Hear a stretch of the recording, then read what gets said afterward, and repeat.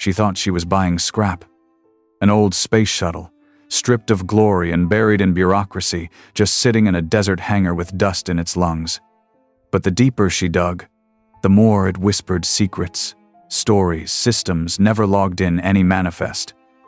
And when she found the sealed capsule behind the cockpit bulkhead, the world stopped turning. Before we launch into this one, tell us where in the world you're watching from. And if stories like this move you, hit that subscribe button because tomorrow's episode just might take us even deeper into the stars. The bidding screen flickered in the corner of Rae Carter's garage, half covered by a sheet of welding tarp. She hadn't meant to click on the listing, not really. It was late, and the government surplus site was just a background hum to distract her from the hum of fluorescent lights and the sting of another lost contract. But then she saw it. Orbiter vehicle, 19 retired flight. Unit, decommissioned, no warranty, salvage only. Starting bid, 3,200. No reserve, no watchers. Just sitting there like the ghost of ambition itself. Most people would have laughed. A full-size space shuttle? For less than the cost of a used truck? But Rae didn't laugh. She leaned forward. Her hands still smelled of axle grease and ozone from the busted alternator she'd just rewired. Her thumbnail was black from pinching herself between a compressor and a wrench. But her eyes saw something different. Not the rust. Not the faded thermal tiles or the bureaucratic bold font disclaimers. She saw the silence, the kind that wraps itself around forgotten machines, the kind that feels like a secret waiting to be remembered. She clicked place bid with a sort of defiant calm, not out of whimsy, but out of instinct. No one else had touched it. Hours passed, no new bids, nothing but the digital countdown blinking red. When it hit 0, a small pop-up confirmed what no one had expected. Congratulations. You have won orbiter vehicle, 19. Pickup required within 14 business days. Rae sat back in her chair. Her throat tightened. What the hell had she just done? The next morning, she loaded her truck with water, spare parts, and an oversized flatbed trailer she borrowed from a retired freight hauler who owed her a favor. The coordinates were listed as Sector 12A, Mojave Storage Facility, a sprawling compound just east of Barstow, where dreams went to be shrink-wrapped and forgotten. As she pulled through the rusted gates, the security guard barely looked up. "You the girl with the shuttle?" he asked, chewing on something unidentifiable. "I guess I am," he waved her through. The hangar was colder than she expected. Not in temperature, the desert sun baked everything, but in presence. The shuttle sat dead center, wheels locked, wings blanketed in grime, the hull scorched and patched in odd places. Rae stepped out of the truck, her boots crunching on gravel as she walked up to it. Its name, Halcyon, was barely visible under layers of dust. She ran a hand across the tiles. Beneath the filth, the hull was smooth. Not new, but not gone either. Waiting. On the port side panel, someone had spray-painted, "Do not restore," in angry red. She stared at the words, then pulled a rag from her back pocket and began to scrub. For Rae, machines were never just metal and wiring. They were messages. And this one had something to say. Tomorrow, she'd start listening. The shuttle didn't creak when she opened the bay doors it sighed. The hydraulics were dead, so Rae had to wedge a pry bar into the seam and leverage her weight until the seals gave way with a groan. Inside, the light was dim and dusty, like a museum exhibit no one had bothered to label. She stepped inside, boots echoing on the metal floor, and for the first time in her life, she felt small. Not from fear, but from scale. The Halcyon wasn't just big, it was sacred. An artifact of human ambition mothballed into silence. She kept walking, headlamp flickering across the walls. Dust drifted like snow through the beams. Rows of worn-out seats lined the mid-deck. Her gloved hand brushed over buckles, labels, decades-old Velcro patches still clinging to NASA insignias. She should have felt awe, but what settled in her chest was something quieter grief, like finding a grave no one visited anymore. Up near the nose, the cockpit doors were sealed. Rae didn't try to force them. Not yet. Instead, she ran diagnostics from a battered control panel near the rear, tapping in a few test inputs from her portable terminal. The power feed read 0. That didn't surprise her. What did surprise her was the note duct-taped to the panel, scrawled in faded marker. Power rerouted. If you're reading this, you're not supposed to be. She stared at it for a long moment, then took a slow breath. Behind the pilot's seat, she noticed a panel slightly ajar, just a centimeter, maybe less. It wasn't enough to be an emergency release, but Rae had a feel for things most mechanics didn't.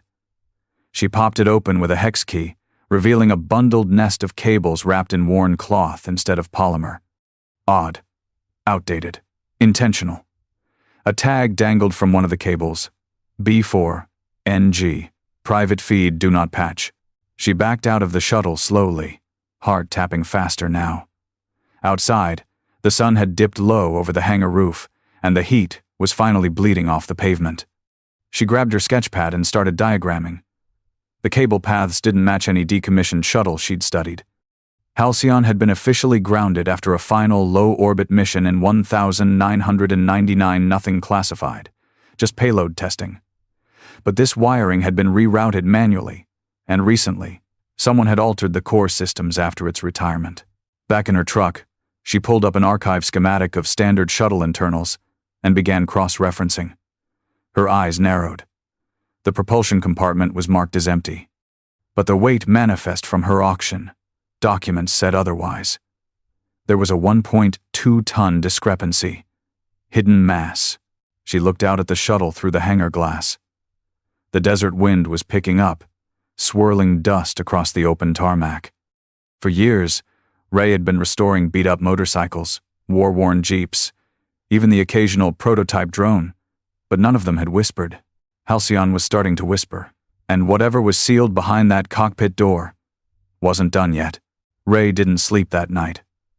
Not because she was scared, fear wasn't something she let in easily, but because her mind refused to let go of the wiring. It played in her head like a riddle half-solved. By sunrise, she was back in the hangar with coffee in one hand and a set of insulated tools in the other. The desert was already beginning to warm, and heat shimmered at the edges of the broken tarmac. But inside the shuttle, the air was still cool, heavy with disuse and secrets. She started at the nest of hidden cables again. The label B4NG bothered her. It sounded like a military tag, maybe a private protocol. But when she traced the wires further, they didn't connect to any propulsion or life support systems. Instead, they ran along a subdeck path she hadn't noticed before, tucked behind a wall panel below the starboard control unit. Curious, she unscrewed the casing. Inside was a dusty plastic tube, sealed with an old bolt latch. Rae blinked. Not a fuel line, not a relay path, a cache. She pulled the tube free, twisted it open, and tilted the contents into her palm. A tightly folded blueprint, yellowed at the edges, and a Polaroid photo faded but intact. It showed a group of 4 men in flight suits, standing in front of Halcyon, all smiling, all unlabeled. One man, tall, lean, and unmistakably familiar, stood slightly apart, his hand resting on the shuttle like it was something alive. Her breath caught. That was her father. He died when she was 16, a test mechanic for experimental aircraft. She knew he'd worked with government contracts, but he never spoke about them, never left behind more than a box of tools and a worn-out bomber jacket Rae still kept in her truck. She opened the blueprint carefully, flattening it against the deck floor. It wasn't a NASA schematic. No official stamps, no flight tags. Just hand-drawn detail propulsion schematics interlaced with something else. Symbols, arrows that didn't follow Newtonian flow, lines that curved in recursive spirals, like someone had mixed science with poetry. At the bottom corner, one word was written in her father's handwriting. Continuum. She whispered it aloud, the syllables strange in the still air. The blueprint outlined a system that shouldn't exist, a fusion of shuttle tech with something unregistered, maybe even untested. There were labeled nodes titled Phase Lattice Field, and a handwritten warning, Do not initiate in atmospheric proximity. Rae sat back, pulse pounding. This wasn't just an abandoned shuttle.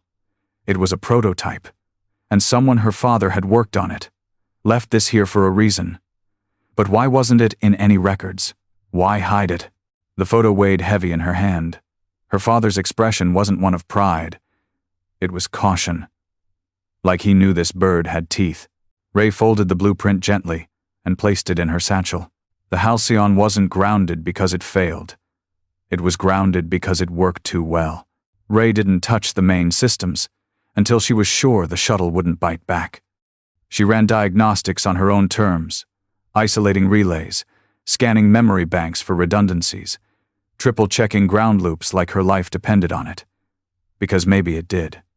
Whatever continuum was, it had been deliberately buried, and the man who helped design it, her father, hadn't left a manual, only that word and a warning. But machines, like people, leave traces of themselves when they're trying to be forgotten. She powered up the auxiliary systems first, just enough voltage to trick the shuttle's nervous system into blinking awake. LEDs flickered in the control panels. Some stayed dark, others blinked erratically. But the nav display in the forward cockpit pulsed to life, faint but undeniable. Halcyon was listening. That's when the screen glitched.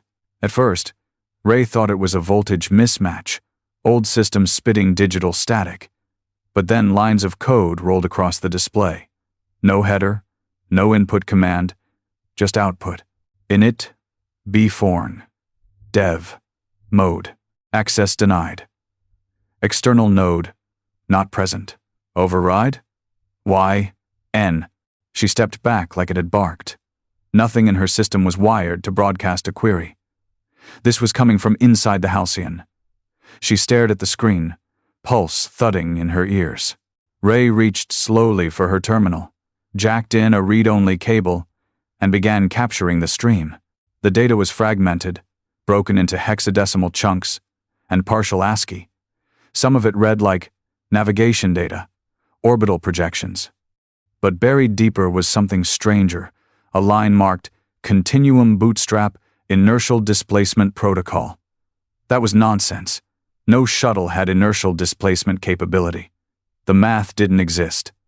Except here, in this buried system, it was treated like a functional mode. Then, another message blinked across the console. Welcome back, David. Her breath hitched. David. Her father's name.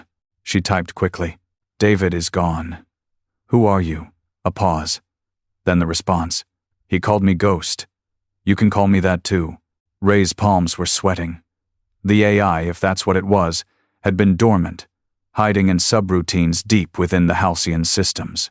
This wasn't NASA tech. This was something else, something built off-grid. She thought about the blueprint again, about her father's careful handwriting, about the men in the photograph. Whatever this was, it had been buried deep enough to vanish from history. And yet, here it was, talking to her like it remembered. Ghost flickered again on the screen. Would you like to see what he left for you? Rae swallowed hard. Her entire life had been about fixing things, broken motorcycles, failing friendships, engines too stubborn to crank, but nothing had ever spoken back. Nothing had ever known her name before she gave it. She typed one word. Yes. The screen darkened, then filled with cascading lines of schematics, logs, and video files. Halcyon's history. Her father's legacy, and somewhere in the middle of it all, a truth no one had ever meant for her to find. The footage was grainy, flickering in grayscale like a memory refusing to stay buried. Rae watched it unfold on the cracked cockpit monitor. The timestamp reading August 9, 1997, 2:13 a.m. The hangar looked exactly the same.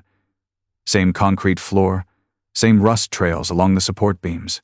But the shuttle in the frame gleamed with new paint, its hull pristine, its name freshly stenciled along the side. Halcyon. The camera's angle never shifted, fixed high in the corner, probably forgotten during decommissioning. For a long moment nothing moved. Then a figure entered the frame, tall, lean, moving with the certainty of someone who belonged. He wore no uniform, no badge, just a flight jacket and work pants. Rae leaned forward, heart climbing into her throat. It was her father. He didn't look around, didn't hesitate. Walked straight toward the Halcyon's side hatch and typed something into a keypad no longer on the exterior. The panel opened, and he disappeared inside. Rae fast-forwarded the footage. The timestamp rolled forward 5 minutes, 10, 20. Then, at 2:39 a.m., something strange happened. The shuttle's undercarriage lighting blinked on not a diagnostic flash, but a system pulse, sequential and synchronized. A launch sequence. Rae froze. This shuttle was supposed to be permanently grounded. No flight path, no functional propulsion. Yet in this footage, it responded as if preparing for ignition. But there was no launch, no lift. The hangar remained intact. Instead, the lights dimmed gradually, and at 2:44 a.m., her father exited the shuttle, face pale, jaw clenched. He moved like a man who had seen something he didn't expect, something he couldn't unsee. Then the feed glitched. The footage cut to static for exactly 21 seconds. When it resumed, her father was no longer alone. A second figure stood at the base of the ramp. He was blurred, just on the edge of the camera's range, wearing a suit, not a flight suit, not military, something, corporate, clean, unmarked. He and her father spoke briefly. No sound, no transcripts, just sharp hand gestures and a long silence. Then the man handed her father a metal case, turned, and walked out of frame. The screen froze. Ghost's voice flickered through the speakers, low, synthetic, and calm. He brought them the continuum test logs.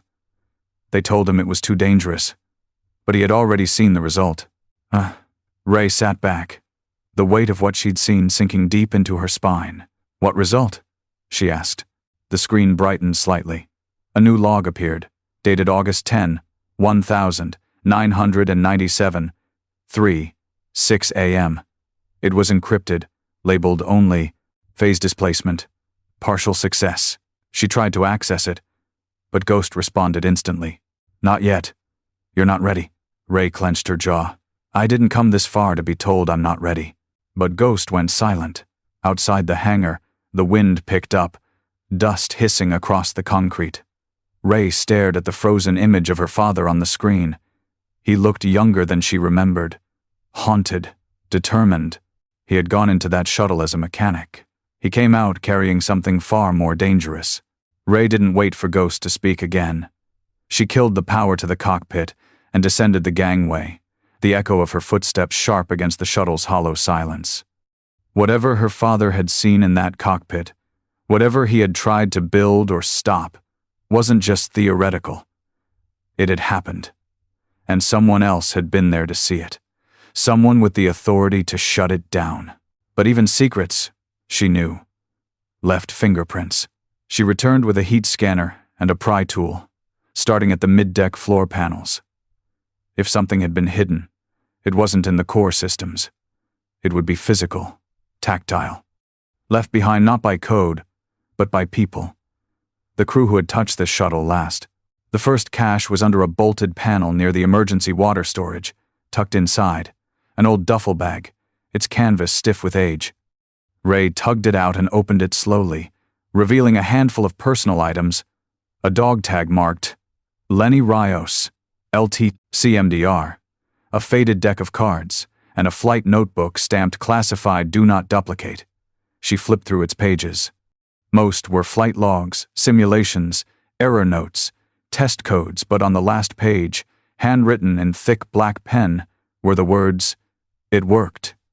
But not all of us made it back the same. Her breath hitched. Back from where?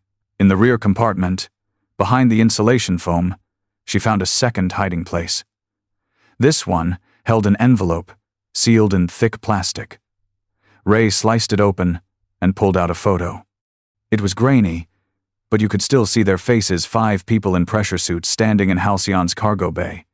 They weren't astronauts, at least not in the official sense. No patches, no mission numbers, no press. The same man from the grainy security footage stood second, from the left. Her father. Rae turned the photo over. On the back was a single sentence. We went further than we were allowed to. There were no government records of Halcyon flying after 1997.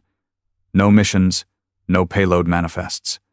But this photograph, this logbook, these fragments, they told a different story.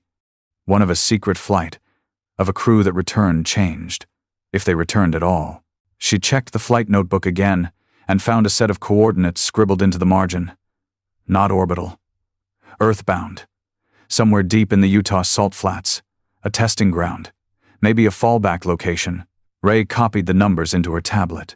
Her pulse was pounding now, not from fear, but from clarity. These weren't just relics. They were breadcrumbs, laid by people who had risked everything to prove something extraordinary and then buried the proof when the world wasn't ready. At the rear of the shuttle, she noticed a panel she hadn't tested before.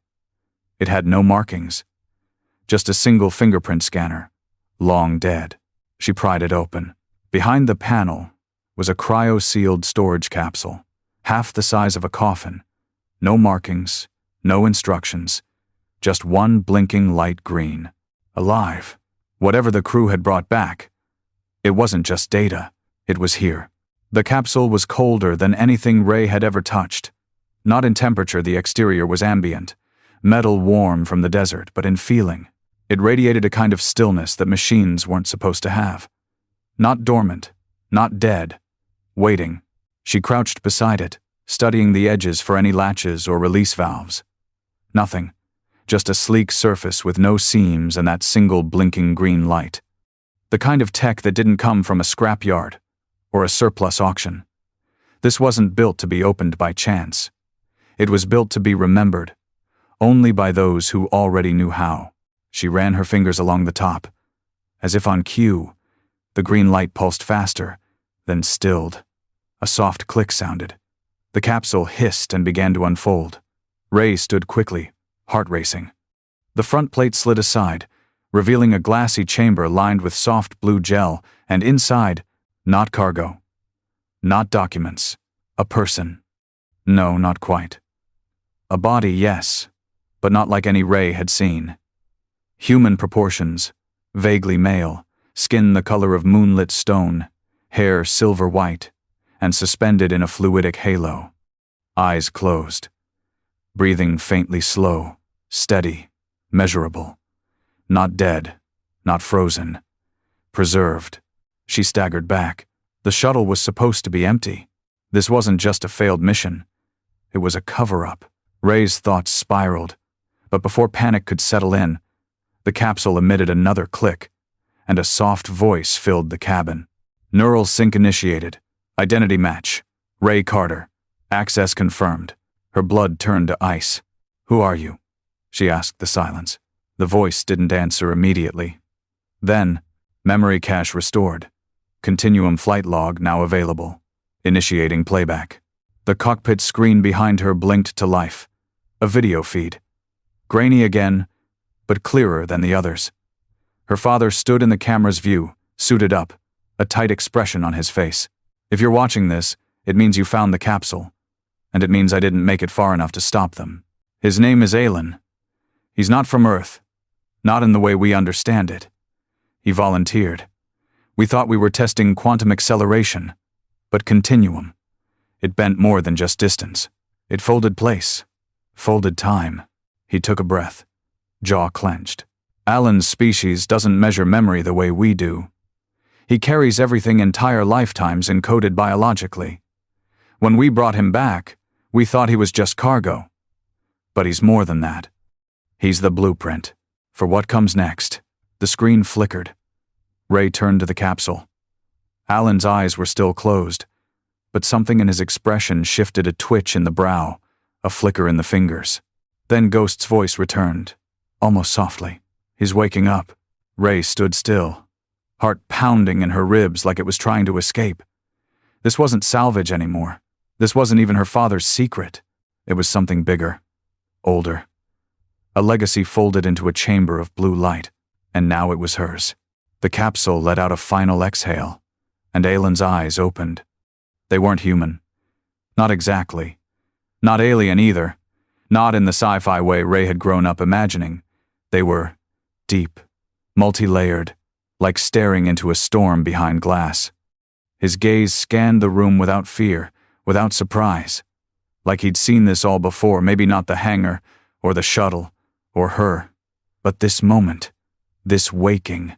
And then, with a voice quiet as sunrise, he said, "Rae Carter." She froze. "How do you know my name?" Alan sat up slowly. No fluid escaping the pod, no cables attached. Everything about his movement was precise, graceful. His breath was shallow but controlled. He looked at her like someone studying a constellation, not unfamiliar, just ancient. "Because your father taught me," he said, "before the memory transfer." Her knees almost gave. The room felt heavier now, not because of fear, but gravity. The emotional kind. "My father's dead," she said. Alan nodded once. "His consciousness is not." Then softly, "He gave me part of himself, so I would remember, so I could tell you." Ray's throat tightened. "What do you mean, part of himself?" Alan slid off the pod's ledge and stood barefoot on the shuttle floor. He was taller than she expected. His skin shimmered faintly under the overhead lights, not metallic, but refractive like it didn't belong to this atmosphere. His steps were silent as he walked toward the control panel and placed his hand over it. Ghost flickered awake immediately. "Command confirmed. Continuum log 01. A holographic projection filled the cabin, not video, but memory. Ray's memory, her father's voice, Alan's voice. Places she'd never seen, but felt in her bones. The inside of a ship flying through light, time warping around it. Systems screaming, a warning, a breach, and then silence. Then, Alan spoke again. "Your father built the engine," he said, "but I stabilized it. Together we proved the continuum worked. We reached another fold, another origin." Rae stepped closer. Her head spun. Why would he hide it? Why would he let it all get buried? Alan turned to her, face gentle. "Because he knew the world wasn't ready to travel where he went. But he believed you would be." The hologram faded. The hangar was quiet again. She stared at Alan. "You knew this day would come." He nodded. Everything he left behind led to now.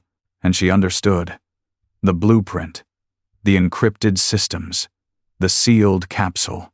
Even the auction. It wasn't random. It wasn't a mistake.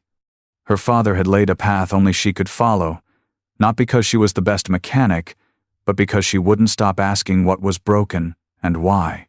Alan placed something into her hand, a microchip. Light danced across its surface. "This is the core, the continuum engine. Your father made sure it would only respond to your touch." Rae looked down at it, heart thudding like a drum. The secret wasn't just what the shuttle carried. The secret was who it was always meant for. Rae stared at the chip in her hand, feeling its warmth pulse against her skin like a second heartbeat. It didn't look like much.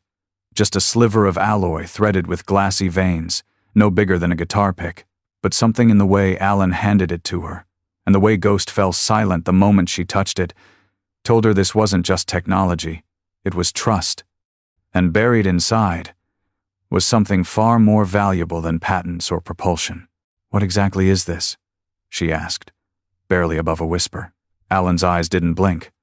"It's the continuum core, the only one left, capable of folding distance, distorting inertia, and bypassing gravitational constraints. It isn't just a faster engine, it's a rewrite of how movement works." She swallowed. "This was his?" Alan nodded. "Your father created the framework. I gave him the lens to see beyond what Earth had mapped. Together, we tested it. Once." She looked down again, every mechanic's instinct telling her to cradle it like a spark plug pulled from a dream. This wasn't a rebuild anymore. It was something new, untouched, untamed. "But why me?" she asked. "Why not a physicist, a pilot, someone in aerospace? I fix rusted engines behind a gas station." "You see machines as stories," Alan said. "Not weapons. That's why he left it for you." She turned toward the shuttle, her mind running faster than her breath could keep up. If this worked, if the continuum engine could be reignited, it would change everything. Not just speed, not just fuel. Access. Remote places in seconds. Disaster zones. Medical response. Deep space reach without rockets the size of city blocks. It could rewrite logistics, war, power, and that's why it had been buried. The chip in her hand wasn't just worth millions. It was worth everything. Aelin saw her hesitate. It will only work if your intention is pure, he said. He locked it that way. She blinked. My father built a biometric morality filter? Not quite, Aelin said with a faint smile. He built a mechanic safeguard. If it senses greed or violence in the pilot's neural patterns, the engine won't engage. It's stubborn. Just like him, she thought. Her heart ached. She plugged the chip into her terminal, and Ghost reactivated instantly. Continuum core detected. System ready for phase alignment. Alan stepped back. It's yours now. But know this. Activating it will not just reveal the shuttle. It will expose you. Rae understood. Every agency who thought this shuttle was scrap would be watching. Every investor would come with their hands out. Every government would want the core, the logs, the alien, her. But she didn't flinch. She looked up at the Halcyon, worn but waiting, and said quietly, "Let's light her up." As the core began to hum, the shuttle's frame vibrated softly, like it was remembering its own purpose. Systems came online in cascading rows. The cargo bay warmed. The engines whispered. Lights returned to life for the first time in decades, and in the center of it all stood Rae Mechanic, daughter, legacy bearer, not fixing something broken anymore, building what comes next. The shuttle didn't roar. It awakened, quietly, elegantly, as though it had been waiting decades not to escape, but to return to purpose, to motion, to the hands of someone who understood machines didn't need noise to prove their power. Rae stood in the cockpit, the chip locked into the console, the controls alive with soft blue light. The hum beneath her feet was steady now, confident. The Halcyon was no longer grounded in more ways than one. Outside, the hangar rattled with rising energy. Dust lifted from every surface. Lights that hadn't worked in years blinked back to life. Ghost's voice broke through the silence. Continuum system calibrated. Alignment stable. Awaiting pilot confirmation. Rae looked over her shoulder. Alan sat behind her in the co-pilot seat, calm and unreadable. He didn't need to speak. His presence was permission. She rested her hand on the throttle. Her father's throttle. The one he'd crafted from salvaged dreams and sealed secrets. She exhaled. Confirm ignition. There was no countdown, no crowd, no control tower. Just the rising vibration of potential being unleashed. The launch wasn't vertical, not this time. The continuum didn't need orbit. It needed focus. And Rae had it. The shuttle lifted a few inches off the hangar floor, surrounded by a soft field of energy that made the walls shudder and the shadows bend. With one subtle motion, she engaged the continuum fold. The world blurred. The stars opened. For a breathless moment, time didn't tick. It held. And then, they were elsewhere. No sound. No stars outside. Just a crystalline wash of space so still it looked sculpted. Rae blinked, barely breathing. Where are we? Alan turned slowly toward her. And for the first time, even he looked reverent. Between, he said. A pocket in the fabric of place. A proving ground. Rae felt something shift inside her.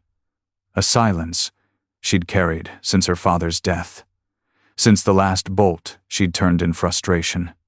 Since every dream she'd shelved for practicality. It lifted. In this place she wasn't behind. She wasn't too late. She was exactly on time. And then her console pinged. A new folder had appeared on the nav system, labeled simply, For Rae. She opened it. Inside. Voice logs, handwritten notes, digitized and dated, even childhood photos she hadn't seen in years. Her father had built this core, not just to preserve technology, but to preserve her. To ensure she wouldn't just inherit a machine, but a meaning. Tears welled, uninvited but welcome. She reached for the controls again. Let's bring her home, she said. Ghost replied gently. Coordinates locked. Continuum window stable. As the shuttle eased back into motion, Rae didn't feel like the girl who bought scrap from a forgotten auction anymore. She felt like the woman her father believed she could become. Someone who saw not just what was, but what could be. Someone who didn't run from rust or fear or gravity. And when the halcyon slipped back through the fold, Earth spinning into view below them, Rae smiled. Because the world would never be the same again, and neither would she.